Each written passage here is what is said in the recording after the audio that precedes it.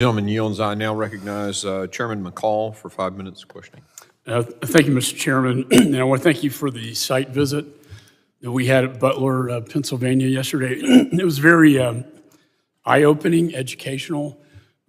I agree with the ranking member's comments in terms of, after 9/11, after 9/11, connecting the dots and federal, state, and local working together was the answer. I led a joint terrorism task force when I worked at the Department of Justice, and I also was involved in national security events, so I kind of know how these things operate. My question is to Colonel Paris.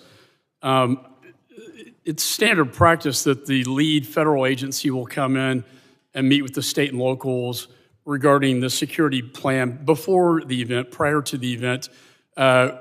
Sir, did you participate or did your department participate in that?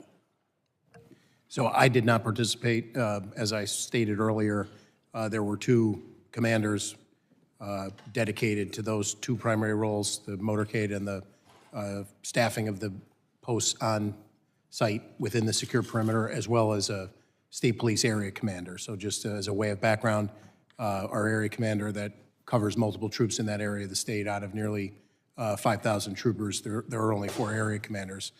So that major was present for the walkthrough on the 11th.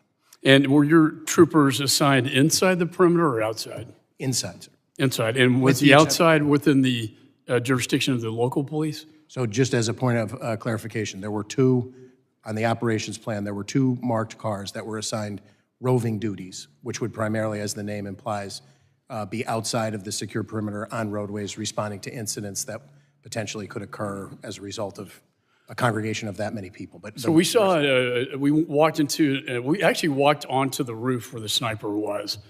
A clear, eyes-on, clear shot of the president. A tree blocked the Secret Service's view. This kid did some investigation. He had a drone out there days prior, got an aerial surveillance of the premises, and that position was probably the best position outside the perimeter as far as I could tell. There was also a water tower that would have been a perfect spot for Secret Service. Were you aware of any presence of Secret Service in this water tower? I was not. And you're aware of what I'm talking about? I am familiar. I physically flew out there on Saturday the 13th. It was still very much an active crime scene, so I did not walk the roofs, but I did. On the adjacent building, we got a tour of that as well, where I believe the local police were positioned. There were 3 windows. The first one had a plain view of where the sniper would be. However, they were stationed in the second and third windows. Are you familiar with this at all? I am not, from the standpoint that I have not seen the Secret Service's operations plan, and our deference would be to them to assign Butler ESU right. According and to. They were apparently local counter snipers. Do you know if they should have been assigned to the rooftop? I would defer to there are many ways that you can cover.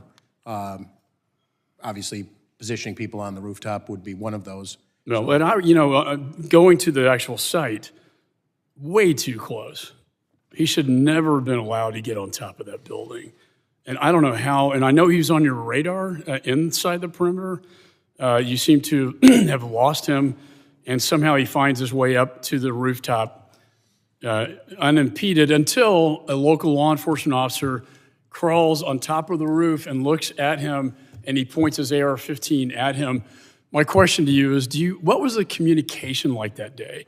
Typically, Secret Service has one channel for them, the other channel for state and locals.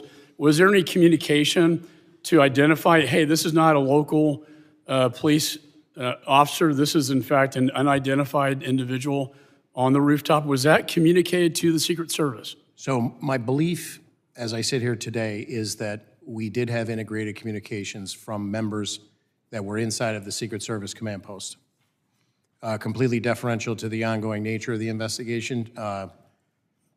I have an understanding of a sequence of events, but I would like to draw a distinction between a sequence of events, meaning... So my theory is that they thought maybe he was an officer, but then they find out he's not. The thing I find interesting is that the counter-sniper Secret Service within seconds of the shots on the president, kills the suspect. That tells me he had him in his sights. Maybe he was not aware of who the individual was not identified. But I know within seconds after the shots were fired at the president, the threat was eliminated. And, lastly, I just want to end with this. This was actually astonishing, and I want to get your confirmation. He had a detonation device with him, and 2 of his bombs were located in his car that was parked on the other side of the perimeter. Seems to me a good theory would be that he was going to kill the president and then detonate his car, causing a diversion, and then escape from the crime scene. Are you aware of any of this? I am aware of the presence of the device on his person. We were aware of that very early on, and that was a serious tactical consideration in the hours in the immediate aftermath as we worked that crime scene. But to your point about his ultimate theory or what his ultimate motivation was, that remains under investigation. And he had a rangefinder on him as well. That's a big red flag. I yield back.